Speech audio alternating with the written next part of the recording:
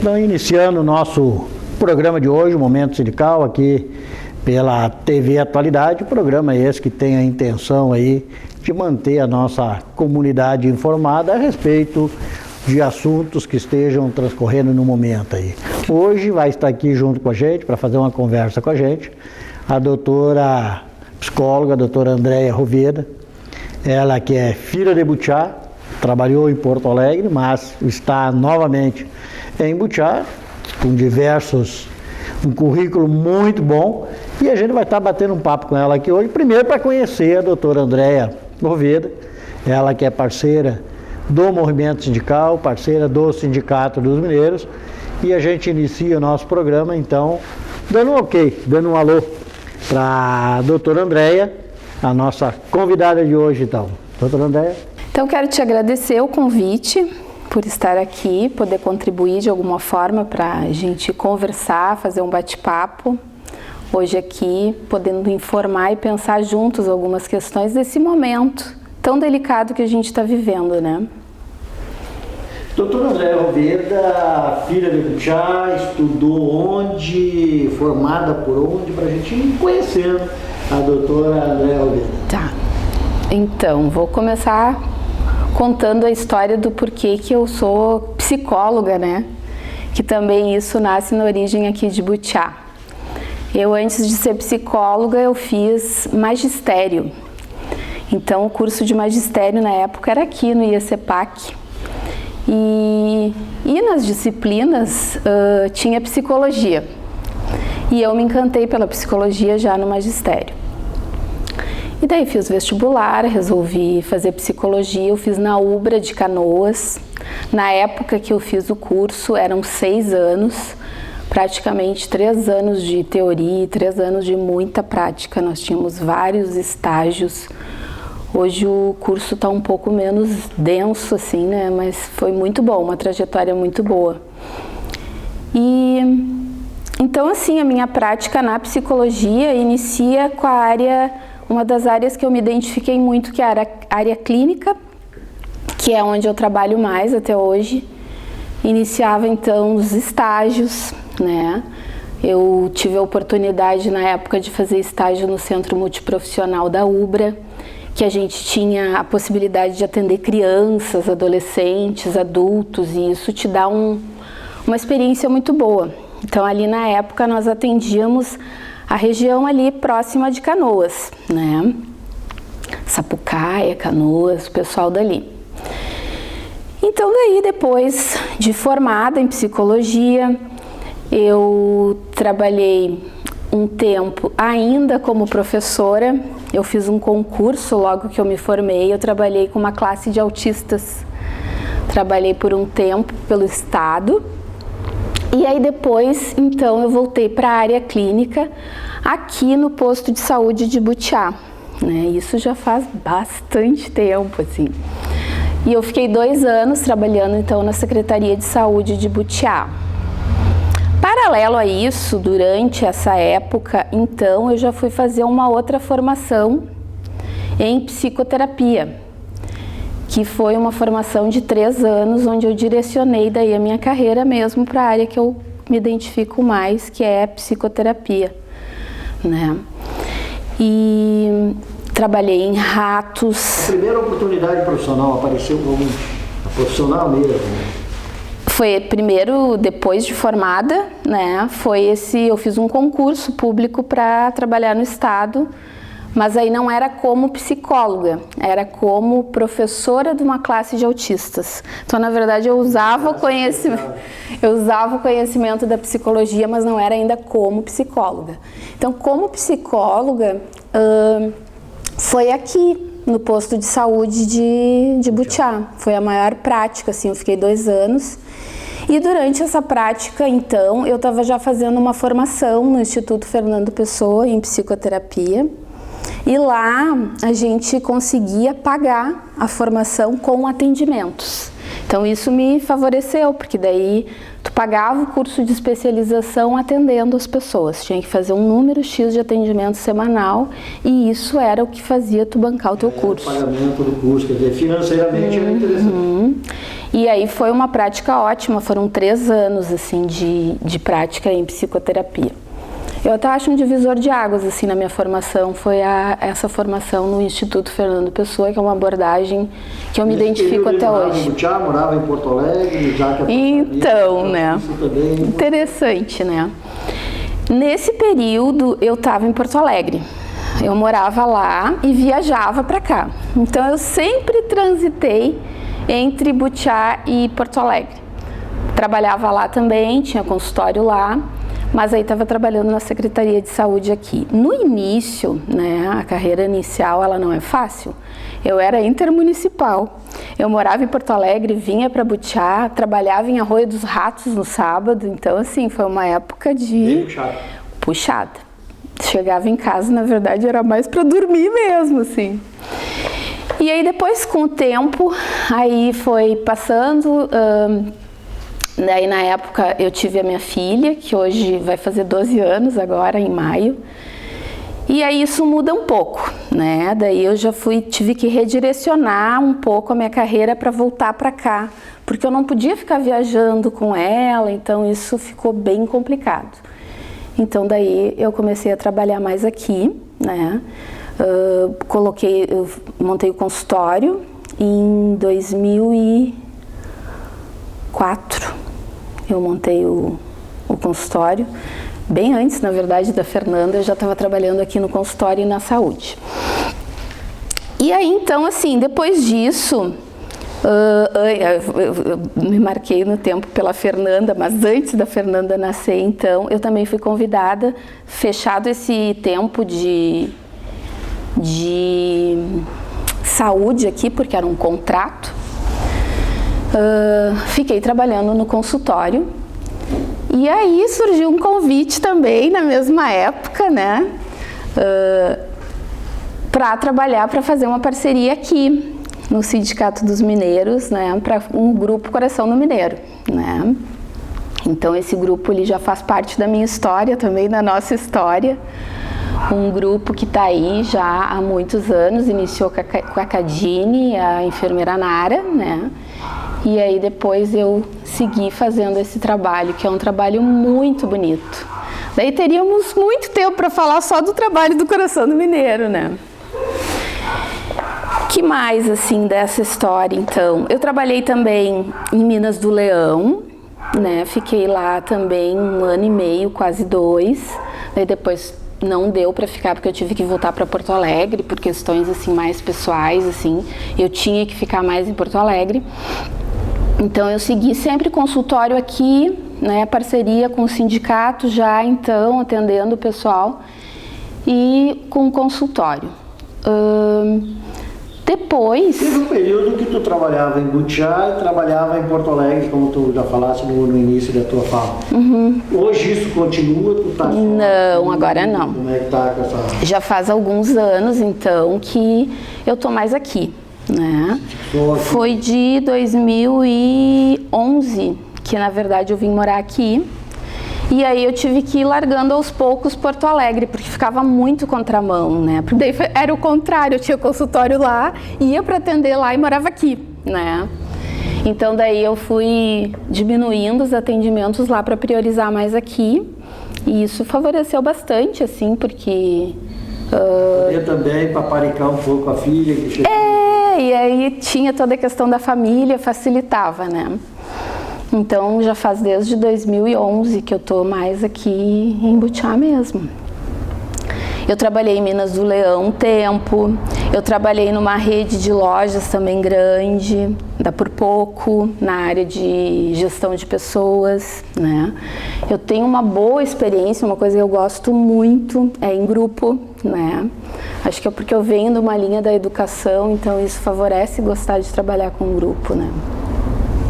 Essa tua experiência nessa empresa aí com esse grupo de pessoas, até que ponto para ti ela fez o teu crescimento, tu conseguiu evoluir dentro da tua profissão? Uhum. Já que pelo que deu para perceber, tu tem um carinho especial por esse trabalho. Sim, na verdade, tu está falando da empresa da Por Pouco, no caso. Isso. Foi uma experiência muito boa, assim, porque eu vinha muito de uma área clínica, né?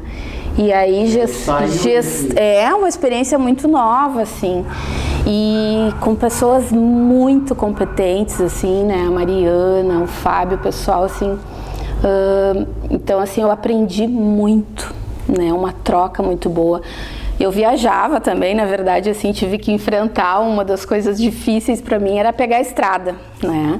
E como eram várias filiais, então eu tinha que atender todas as filiais, fazer a parte de acompanhamento, treinamento. A estrada passou a fazer rotina do teu Isso foi também uma coisa que foi interessante, porque daí eu perdi meus medos, porque na verdade, assim, dirigir à noite era uma coisa que eu não gostava, né? Enfim, então tudo isso foi crescimento, assim. E também na área da psicologia do trabalho, que foi uma coisa diferente, né, do que eu vinha até então fazendo, assim, foi bem válido mesmo, assim. Tá certo. Então a doutora Andréa Roveda conversando com a gente, contando pra gente um pouco da sua história, um pouco da sua trajetória, e ela vai continuar conversando com a gente, vamos continuar conversando aqui, e a gente retorna com um espaço especial aí para o Grupo Coração do Mineiro, já que a doutora Andréa tocou nesse assunto, que é um grupo que é vinculado ao Sindicato dos Mineiros, formado por mulheres, filhas de mineiro, esposas de mineiro, viúvas de mineiro, mas também aberto para as mulheres da nossa comunidade. Então, no próximo bloco aí, eu queria que tu desse uma pincelada nesse Grupo Coração do Mineiro, aí, que já tem história. Tem muita história. A gente conhece. É verdade. Então, tá. Retornamos em um minuto. Retornando então para o nosso programa de hoje, Momento Sindical aqui pela TV Atualidade, recebendo então a psicóloga aqui, a doutora Andréa Roveda, que no final do último bloco aí ela estava falando do Grupo Coração do Mineiro. Então eu queria que ela falasse para a gente um pouquinho do Grupo Coração do Mineiro, a entrada dela no Grupo Coração do Mineiro, já que ela é uma coordenadora do grupo, e a história desse grupo, quem é o Grupo Coração do Mineiro, o que já fez, e o que pretende, o que pode ser feito aí por esse grupo aqui em Butiá. Então tá, é um grupo que na verdade... Falou em Coração do Mineiro, já abriu um sorriso. Ah, é verdade. Então assim, é um grupo que está muito no coração, né? É um grupo que eu entrei, na verdade, em 2007, que tu fizesse o convite para mim. Eu sei porque eu fiquei grávida em seguida, então eu marco no tempo a questão da Fernanda. Então já fazem quase 13 anos aí, né, de história como coordenadora. Então o Grupo Coração do Mineiro, ele nasce em 2004, 2005, daí tu vai me ajudar algumas coisas no período anterior à minha entrada, né? Ele nasce num período onde a população e a comunidade mineira precisava muito de uma escuta, de um apoio, né? Tava uma época difícil. É isso, né? Foi em 2005, quando a Copelme teve uma crise e acabou demitindo diversos trabalhadores, 105 para ser mais preciso. Então, é um momento muito difícil, muito complicado para a categoria mineira, foi quando a gente conseguiu trazer, então, o atendimento psicológico para dentro do sindicato, que até então o atendimento que os trabalhadores mineiros, que a família mineira tinha, era através de atendimento particular, porque a Unimed não prestava esse tipo de serviço e o sindicato não tinha condições financeiramente de bancar também. Então, aí partiu em 2005 essa construção do grupo, mas lá em 2000 já tinha existido uma tentativa de criar o Grupo Coração do Mineiro, um grupo de mulheres dentro do Sindicato dos Mineiros, onde uma companheira psicóloga também lá de Minas Gerais, que na época fazendo um trabalho pela CNTSM, que era a Confederação Nacional dos Trabalhadores do Setor Mineral. Então ela estava visitando e trazendo ideias para dentro da comunidade mineira, onde tinha uma comunidade mineira, ela ia lá e vendia o peixe dela, que era a criação de grupo, conhecimento da mulherada sobre a profissão do mineiro, o que era a vida de um mineiro, o trabalho que o mineiro fazia embaixo da mina, então para que a mulher e a família dos mineiros soubessem o que era a realidade de um trabalhador mineiro. Porque até então a família sabia que ele pegava a sacola de serviço, colocava ali o seu alimento, saía, limpo e voltava todo sujo. Tá, mas se sujou onde? Por que fazendo o quê? Então essa era a ideia da Iraida, que era a nossa companheira que esteve aqui visitando a gente e vendendo a ideia pra gente da criação do grupo de mulheres, que a família interagisse mais com a profissão dos mineiros, com os mineiros, e foi aí então, isso em 2000. Só que aí, por coisa do destino, acabou não acontecendo. E aí, em 2003 a gente assumiu com a mesma ideia, com a mesma perspectiva, e em 2005 então surgiu a possibilidade da criação do Grupo Coração do Mineiro, que por 2 anos, quase 2 anos aí, foi conduzido, como tu falou, pela doutora Cadine, a doutora Cadine Pedroso, e também pela enfermeira Nara. Em 2007 a tua chegada, a saída delas e a tua chegada, e daí pra frente tu conta a história, porque o programa hoje é pra te ouvir, não bonito. Mas eu acho que é importante, porque tu como coordenador... O que aconteceu, como criou o grupo. Isso, eu acho importante porque tu foi o coordenador inicial que criou, que tá como parte dessa história anterior e sabe muito mais coisas que eu, né? Então, assim, daí... Esse grupo vem com muita história, né? Difícil até de resumir, né? Ele é um grupo que ele tem uma frente comunitária importante, assim, de apoio à comunidade em situações difíceis, né? O grupo faz campanhas, cadeira de rodas, situações de calamidade de algumas cidades, o grupo se reúne. Das meninas, isso. Direto e reto. O grupo pegou junto. Situações de cidade, acho que São Lourenço. Acho que foi, se não me engano. São Lourenço e Turuçu. O grupo fez um trabalho muito bonito de arrecadação de alimentos, de roupa, de coisas para ajudar. Então, assim, estão várias campanhas que o grupo fez, além desse trabalho com Iraí. Aquela de Iraí foi inesquecível, porque num primeiro momento a ideia era conseguir um truque. Isso mesmo. A gente pediu o caminhão, conseguiu. E geladeira, roupa de cama. Muita coisa, né? Fogão, sofá, calçado, roupas e alimentos. Eu não lembro agora a quantidade. Mas era muito, não lembro. Mas foi muito alimento, né? Uma campanha muito bonita. Em determinado momento, tivemos que ligar para o empresário, trocar o truque por uma carreta. De tanta coisa que tinha. Tinha conseguido. E aí, no segundo momento, tivemos de novo que pedir o caminhão que a gente tinha devolvido, porque a carreta estava lotada e ainda tinha material para que dava quase um caminhão. Então, teria que completar o outro caminhão. Foram diversas cidades também que ajudaram, Charqueadas, foi. Minas do Leão, Caçapava, São Sebastião, então foi um trabalho muito bonito, assim, nessa parte, assim, de ajuda, apoio à comunidade. E o grupo tem também um objetivo principal que tu trouxe, assim, na questão da mulher, né? É um grupo que ele é aberto e acabou ficando, assim, no primeiro momento não era só mulheres, né? Era todos os mineiros participavam. Então, lá atrás, o grupo participava dos carnavais, fizeram camiseta, participavam da procissão de Santa Bárbara. O grupo teve também teatro. Uma coisa assim que trouxe outras pessoas novas para o grupo foram as gincanas, né, que eram elaboradas para o grupo fazer as tarefas. A gente fazia as tarefas e o grupo desempenhava. Então, assim, isso aumentou o número de participantes, porque isso era divulgado, as pessoas gostavam e queriam participar, né? A praia que a gente ganhou na data. Isso, em Bé, né? De férias. Isso, em Bé, o grupo fez diversos passeios, né? Mas alguns mais específicos, assim, que foram passar mais, acho que 2 a 3 dias o grupo ficou, né? 3 dias. Sexta, sábado e domingo. Isso. Então, marcou muito. O grupo todo conta muito desse passeio, né? E o último conclave, aí é importante a gente lembrar do Grupo Coração do Mineiro, porque quando fala no Grupo Coração de Mineiro, dá a impressão que eu acho que a gente vai ter que usar mais um bloco, porque aí... Tem muita história, né? É muita história. A gente tem 2 minutos, mas a gente vai ter que voltar no próximo, porque o conclave, o último conclave, que é o Congresso dos Trabalhadores Brasileiros, que aconteceu lá em São Paulo, no Pacaembu, em São Paulo, estádio municipal. Teve a participação do Grupo Coração do Mineiro.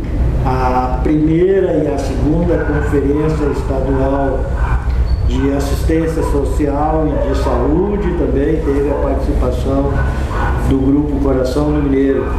Nas diversas ações de luta pelo carvão lá em Brasília, um ônibus saindo de Butiá, de Minas do Leão, Butiá e de Candiota, para ir a Brasília fazer a luta em defesa da nossa região, em defesa do carvão, também teve a participação do Grupo Coração do Mineiro. Então a gente vai ter que voltar no próximo bloco falando ainda do Grupo Coração do Mineiro, né, doutor? É isso aí.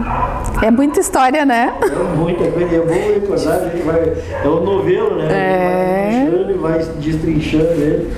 Mas a gente retorna então em 2 minutos com o programa, o Momento Sindical aqui pela TV Atualidade, canal 33 da Tubarão.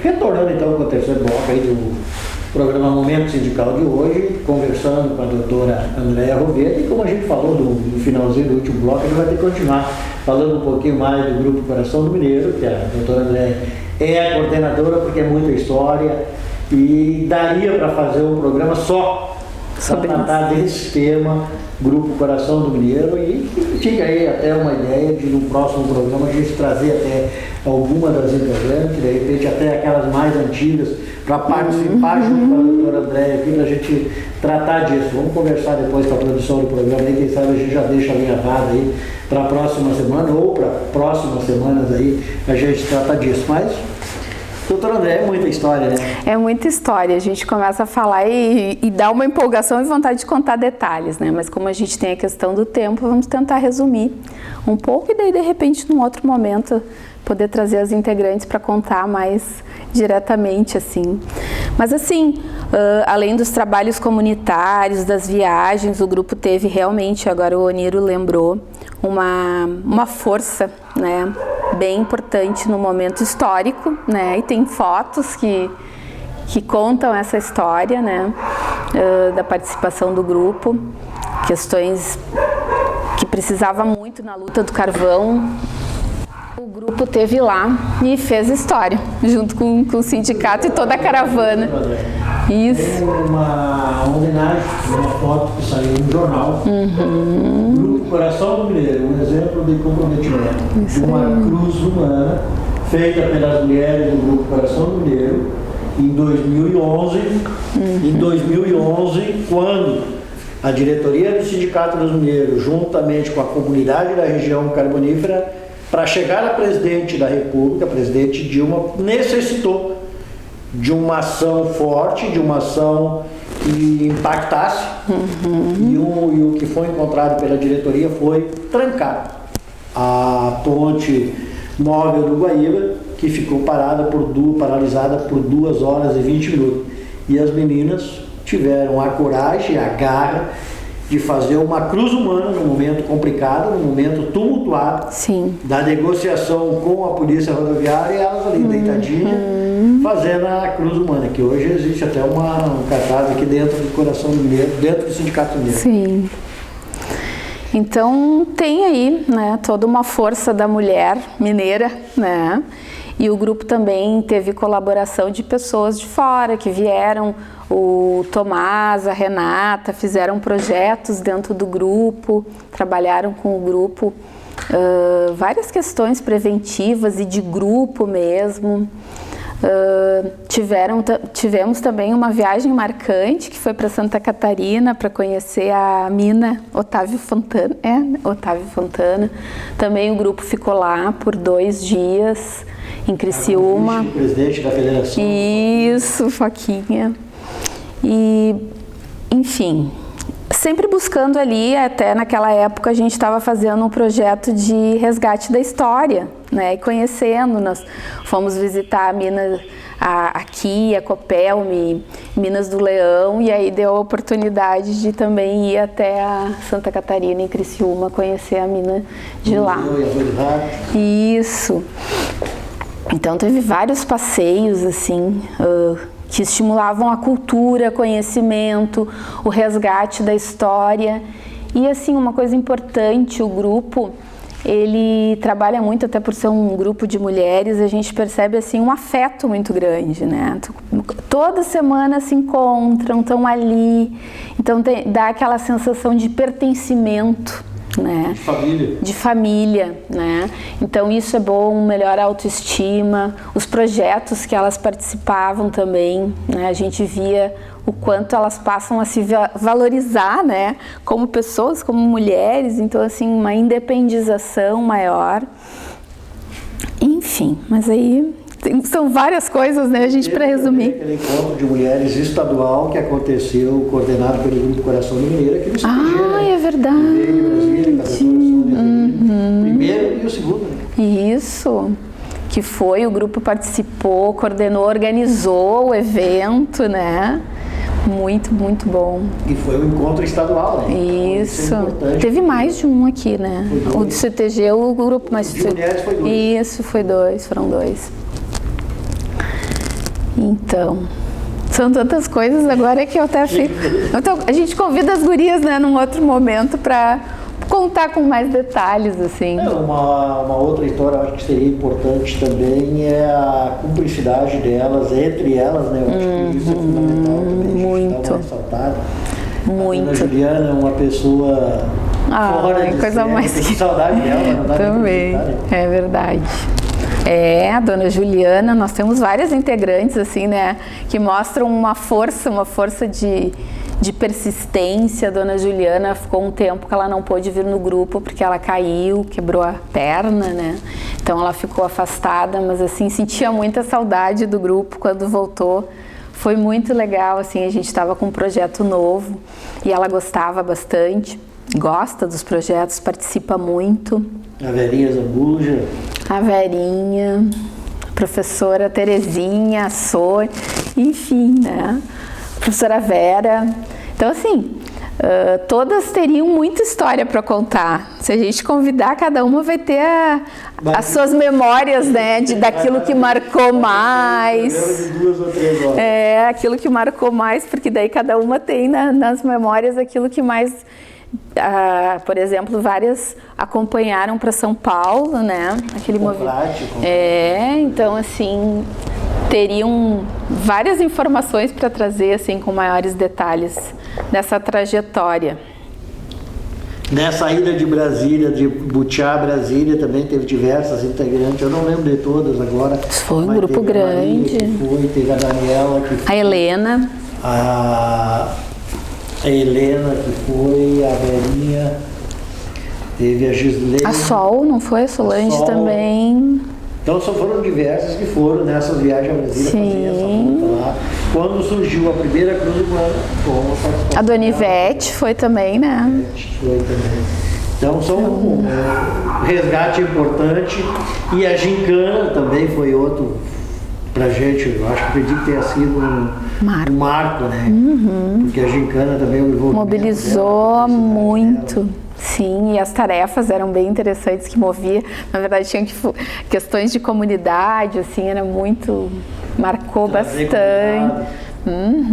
Convidar entrevistas, né, que faziam parte da gincana, daí elas... Enfim... E também agora, mais pro final, a gente teve um projeto bem interessante que envolveu o ano todo, que foi um projeto de mandalas, né? Que envolveu arte-terapia com mandalas. E foi bem bonito, a gente conseguiu fazer um fechamento com uma exposição que elas adoravam, assim, né? Então... Tá certo. Mas então no próximo momento aí a gente vai trazer o Grupo Coração Mineiro aqui, a doutora Andréia acompanhada por outras integrantes aí do grupo, para a gente poder então trocar uma ideia a respeito disso. Porque é um grupo importante, tem uma história importante dentro da diretoria do sindicato, com a ideia da doutora Iraida, a gente conseguiu então a criação desse grupo, a manutenção desse grupo dentro do Sindicato dos Mineiros, e hoje a visão que as mulheres dos mineiros, que a família do mineiro tem, do trabalho do mineiro, é bem diferente daquele que tinha antes de 2005. Porque hoje a mulherada já esteve lá dentro da mina, desceu o subsolo da mina em Minas do Leão, esteve aqui na Copelme visitando também, a Copelme também, a central de resíduos, fazendo essa visita, então a gente vai ter bastante assunto para dialogar. E a gente retorna então em 2 minutos para conversar com a doutora Andréia. Ela vai falar para a gente agora sobre a pandemia que ela está, como a pessoa vai conviver com isso, porque eu acredito que o mundo não será o mesmo depois que isso acabar. Quando isso acabar, com certeza, voltar à normalidade que a gente tinha no passado, eu acredito que não mais. Mas vamos deixar para a doutora Andréia, então, no próximo bloco, conversar com a gente. Retornamos, então, em 2 minutos. Retornando, então, para o nosso programa Momento Sindical de hoje, aqui pela TV Atualidade, canal 33 da Tubarão. Lembrando que a gente está aqui sem máscara, mas a gente está mantendo o distanciamento aí indicado pela Organização Mundial da Saúde. A gente, antes de iniciar o programa, estava de máscara e após o programa, com certeza, a gente volta a usar máscara. Só que aqui, pelo distanciamento e até porque a gente não está falando diretamente um para o outro, está falando com a câmera, então não tem a necessidade de estar de máscara. E até para facilitar também a gente poder se comunicar. Mas a doutora Andréia foi convidada para participar aqui junto com a gente, porque o mundo hoje está vivendo um momento complicado, um momento muito difícil, e a rede social ela tem sido importante para chegar as informações até as casas da gente, mas também, ao mesmo tempo, tem muitas fake news aí para atrapalhar, como em todo momento sempre tem. E a doutora Andréia está aqui, então vai falar para a gente aí como viver, como enfrentar esse isolamento social que a população está sendo imposta, a nossa população, como enfrentar tudo isso, como sair disso, como conviver com isso nos dias de hoje, já que é uma coisa nova. E ainda durante a semana a gente lembra alguma coisa aí, Rio de Janeiro, alguns bairros estão com isolamento total, não sai, não entra ninguém. No Maranhão tem algumas cidades também que não sai e não entra ninguém. Como que as pessoas vão se sentir, como é que as pessoas estão se sentindo nesse momento? E é isso que a gente quer conversar com a doutora Andréia. De que maneira, qual é a estratégia que se pode usar para viver esse momento? Sim, na verdade é um momento histórico que a gente está vivendo, completamente diferente de tudo. Eu estava lendo um material que comenta assim, em termos de consequências futuras, a gente não tem, né, ainda a proporção da mudança que isso vai trazer, em todos os sentidos. Eu vou puxar um pouquinho, porque a gente houve muitas informações, que nem tu disse, de toda a ordem, né, rede social, enfim, então eu vou puxar um pouco mais para as questões emocionais, que envolvem mais o emocional das pessoas nesse momento, né. Porque as informações de prevenção e tudo a gente já tem bastante, né? Então, assim, o que a gente vê? Que o emocional das pessoas, ele vai variando de acordo com a pandemia, né? O início lá, aquela coisa assustadora, nova, né? Que surge e que inesperada, né? De uma hora para outra. Então, assim, isso por si só já é uma situação que gera muito estresse, né? As pessoas começarem a ter que dar conta de algo que é inesperado, que não é conhecido, né? A ciência está aí para ir ajudando e trazendo informações, mas na verdade é algo que não se tem controle, né? E quando surgem situações assim, as pessoas entram sim num processo de estresse agudo, né? Então, nós vivemos nesse momento o fato, num primeiro momento, aquela coisa do medo. Medo de pegar, medo de se contaminar, medo de passar para alguém, medo de perder as pessoas, medo de morrer. Então, assim, num primeiro momento, quando as pessoas entram em contato... A primeira sensação é medo. É medo, né? Medo, o excesso de zelo, né? Mas a gente vê também um movimento contrário diante disso, que é uma coisa de negar. Ah, não está acontecendo, não precisa botar máscara, né? É uma gripezinha, né? Então, assim, Isso também, de alguma forma, a gente entende como uma defesa, porque vem aí uma coisa tão forte, tão bombástica, que muitas pessoas, para lidar com isso, atenuam a gravidade e negam, né? Às vezes até não se cuidando, né? Indo para lugares assim, não cuidando dessa coisa da circulação de pessoas, que é uma coisa que a gente precisa cuidar, né? Quando se diz fica em casa, as pessoas às vezes vão em horários que na lotérica mesmo a gente vê aquelas filas enormes, assim. Então, assim, Caixa econômica, por causa desse... ainda tem, apesar de todos os dados que se tem hoje, a gente está numa fase bem crítica, né? Ainda tem pessoas assim que não têm tanto cuidado, né? Parece que é uma coisa assim de não tô vendo o que está acontecendo, para não olhar tanto para a gravidade. É uma defesa, né? Então, assim, no primeiro momento, a reação é do medo, pavor, medo de perder as pessoas, medo de morrer, né? E lidar com algo completamente diferente e novo, né? Agora, outra coisa que também acontece é que veio e mudou completamente a vida das pessoas, a função do isolamento, né? O isolamento vem e quebra a rotina de uma maneira bombástica, porque a vida das pessoas, então, o que é a rotina? Os filhos vão para a escola, a gente trabalha, eu tenho meu trabalho, meu filho está na escola, uma rotina organizada de vida. E, de repente, surge algo que rompe, que tira tudo isso de uma hora para outra. Não pode ter escola, não pode, né? Não vão. Então, aquela organização de horário, de rotina que dá estabilidade para a vida das pessoas, porque a rotina é uma coisa que organiza a vida, né? Todo mundo é zona de conforto.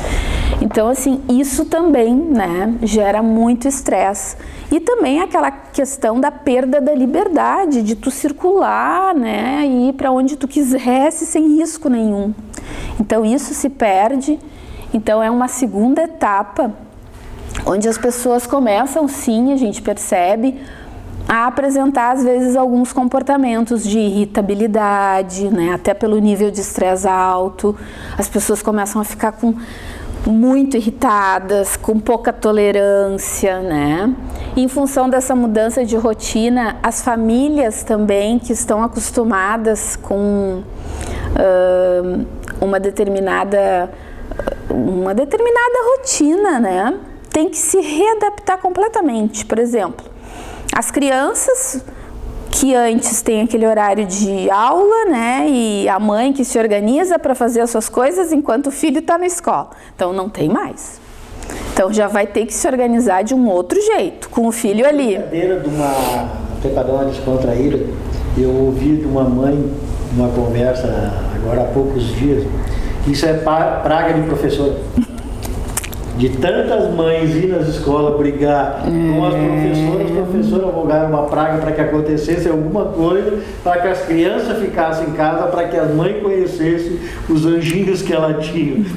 É uma brincadeira, sim. Mas no fundo tem alguma lógica também. Sim, porque a rotina teve que ser completa, inclusive pessoas que na verdade se organizam em horário, né? Por exemplo, eu vou dar um exemplo pessoal. A minha filha costumava ficar com os avós seguidamente quando eu estou trabalhando. Não pode mais ficar com os avós, porque as crianças não podem mais ter acesso às pessoas idosas, não devem, pelo menos por uma questão de cuidado. Então, assim, quantas pessoas, né, mudou por não poderem mais fazer o que a rotina antes era coisa de rotina, né? Então, isso muda muito. E isso gera comportamentos diferenciados nas pessoas. Por exemplo, muitos trabalhadores foram dispensados, né? O desemprego aumentou muito.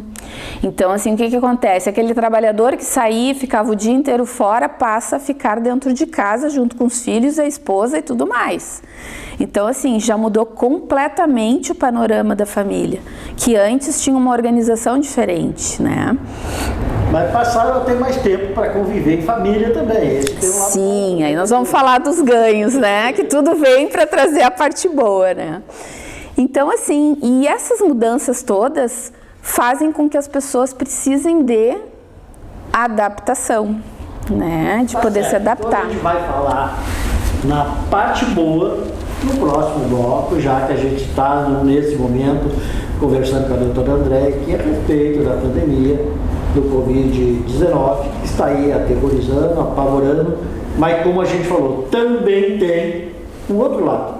Aquele lado que as famílias que estavam muito afastadas, que o pai saía de manhã, voltava à noite, quando ele chegava o filho já estava para a faculdade, quando ele chegava na faculdade o pai já estava dormindo, de manhã o pai saía, quem estava dormindo era o filho. Então tudo isso também tem o outro lado. Como toda moeda tem dois lados, a gente vai estar conversando no próximo bloco. Agora a doutora Andréia vai estar tratando disso para a gente, no nosso último bloco. E no fechamento do nosso programa de hoje, então, Momento Sindical aqui pela TV Atualidade, a gente estava falando aí sobre a pandemia, as dificuldades, o terror que isso veio trazer para a vida das pessoas, mas também tem um outro lado, e a gente comentava isso no finalzinho do último bloco, tem um outro lado que é o lado bom, que é o lado da família passarem a conviver mais. Eu gostaria que a doutora Andréia, então, como profissional da área, como uma profissional da mente, falasse pra gente das coisas positivas disso ali. Acho que uma coisa que a gente não vai mais, e realmente vai ser tudo muito diferente depois que tudo isso passar, é que às vezes a gente só consegue valorizar o que se tem quando não tem, quando sente falta, né? E num país que nem o nosso, onde as pessoas são extremamente afetivas, né? De chegar, de dar abraço, toque, nós latinos temos muito isso. E de repente não se pode mais ter isso. Uma coisa que é tão básica, tão simples, não tem mais contato, né? Então, isso faz com que a gente repense, né? O que se estava fazendo até aqui, que não se deu tanto abraço, que não ficou tão perto, que não... Então, assim, acho que começa por aí, né? O que vinha acontecendo? As pessoas não tinham tempo para mais nada. Né, uma correria, uma rotina onde tu trabalha o dia inteiro, chega, de repente não tem que a mulher mesmo, são 3 turnos de trabalho, e aí daqui a pouco não tem tempo para olhar para esse filho, para poder curtir uma brincadeira junto, porque parecia que nunca tinha tempo, não tinha tempo, e de repente... Passa a ter todo o tempo do mundo. Todo o tempo, né?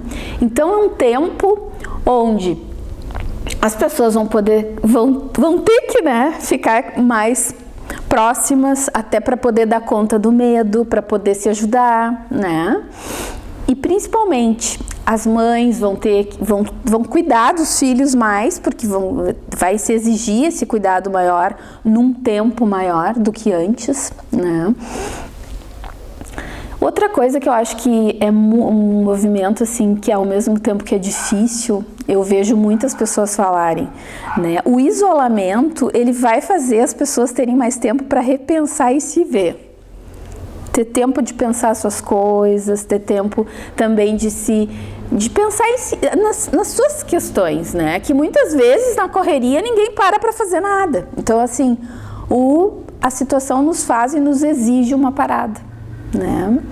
Então, acho que quando isso tudo passar, realmente as pessoas vão estar se conhecendo mais, né? Em termos de força psíquica, porque para poder dar conta disso, nós temos que sim ter uma força psíquica muito grande. Uma coisa interessante, eu gostaria assim de trazer também sugestões, assim, né? Porque as famílias estão lá, ou as pessoas que moram sozinhas, assim, a gente tem que cuidar muito da saúde mental agora, né? Porque a ansiedade sobe, as pessoas vão ficando estressadas. Então, assim, o que se pode fazer, né? Um cuidado que a gente tem, se sugere. Buscar informações realmente fidedignas, né? Não ficar olhando fake news, não ficar buscando informações que, na verdade, só te deixa mais ansioso e não traz coisas verídicas. Então, assim, cuidar o que olha, as informações que buscar realmente informações com qualidade.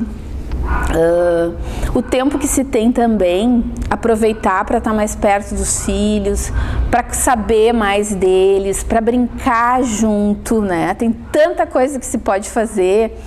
resgatar fotos da história, organizar um guarda-roupa junto com o filho, as fotografias, a história de vida das pessoas. Conhecer o próprio filho. Conhecer, que às vezes não dá... que tava, muitas mães não assim, acho que é para poder aproveitar isso, né? Outra coisa importante, pessoas que moram sozinhas, né, que é um cuidado, quem mora que tem ali o pai, a mãe convive, mas tem muita gente que não, né, que moram sozinhas, então assim, isso aumenta muito a sensação de desamparo, de solidão, de tristeza, né, poder então aí a rede social ajuda, né, porque a gente está afastado, mas pode estar conectado ao mundo, às pessoas, aos amigos. Hoje em dia a gente tem a vantagem de poder fazer chamada, né, de vídeo chamada, poder ligar, então assim, as pessoas que moram sozinhas, assim, poder buscar mais isso, né? Não ficar numa sensação real de isolamento total. A gente tá tendo que fazer esse isolamento, mas não tem que ser um isolamento de se fechar, né? E não buscar as pessoas, porque existem vias que facilitam isso. Um cuidado também com as pessoas idosas, né? Que antes tinham a sua rotina, a gente vê ali logo no início as pessoas idosas transitando como se nada tivesse acontecendo, assim, né? Por quê? Porque eles já têm uma rotina, eles estão acostumados e aí de repente isso... É mais difícil sair da rotina. E acreditar, né? Eu não vou mais ter essa liberdade. Então, assim, que os familiares possam ter um olhar atento, né? Para os idosos, assim, para fazer videochamada, para poder não perder o contato de alguma forma, até como prevenção, né? Porque, na verdade, se a gente não cuida da saúde mental, daqui a pouco pode vir a desenvolver, né, alguma doença psíquica, depressão, quadros de transtorno do pânico, né, que a gente está vendo muito em função do estresse e da pandemia. Tem inúmeras pessoas apresentando transtornos de ansiedade e pânico em função da pandemia, né? Então a gente pode prevenir, pode transformar o dia a dia em algo que te dê pintura, ouvir música, descobrir alguma coisa nova que daqui a pouco, não sabia pintar, vai aprender a pintar a parede. Então assim, e uma outra coisa importante, né? A mulher, ela realmente acaba tendo um vício de fazer tudo sozinha muitas vezes. Então acho que é um bom momento de começar a puxar, né, o parceiro também para ajudar em algumas coisas, para participar junto, né? Porque isso une. Compartilhar coisas que antes, daqui a pouco, agora tem tempo, né? Vão ter tempo de ficar mais juntos, vão ter tempo de fazer, de repente, uma comida juntos, né? Então, isso também, eu acho que poder aproveitar essa parte desse tempo que está se dando para se estar mais próximo, né? E antes, o que a gente via? A gente via as pessoas, às vezes, morando na mesma casa, mas cada um no seu mundo particular, né? Na rede social, ali, nas curtidas. Então, assim... E agora, na verdade, por essa distância que tem que ser criado, eu acho que as pessoas vão começar a repensar isso, né? Porque às vezes as pessoas estavam ali, mas não estavam, né? Não estavam inteiras. Estavam ali só de corpo presente. Então, acho que isso é uma das coisas que vai mudar bastante. Tá certo, a gente tem 2 minutos aí, vou ter que deixar aqui uma mensagem bem positiva aí para os nossos telespectadores aí, porque, como a gente falou, o momento é difícil, o momento é complicado e a gente precisa também imaginar algumas coisas boas. Pensar positivamente, ter fé, né? A gente precisa muito de fé, precisa se conhecer. Eu acho que no momento que a gente enfrenta coisas difíceis, a gente se dá conta do quanto é forte. E as pessoas vão se dar conta da força psíquica que elas têm depois que passar tudo isso, né? Que olhar para trás e ver, bom, eu venci um tsunami e estamos aqui. Então, assim, que fique essa ideia de que a gente tem força, que também continuar se cuidando muito, né? Fazer a nossa parte em termos de cuidado. E seguir, a gente vai seguir. Tá certo, eu agradeço a tua participação então no nosso programa de hoje aqui, fica aí um convite para no próximo aí, a gente conversar mais um pouco, inclusive, sobre o Coração do Mineiro. Ok, eu que agradeço o convite. Muito obrigada. Tá certo. Obrigado a todos os nossos ouvintes aí. Fica aqui então o nosso agradecimento à doutora Andréia. A gente promete no próximo sábado aí, se Deus quiser, estar aqui conversando com vocês e trazendo um outro convidado, um outro assunto aí. E vamos que vamos.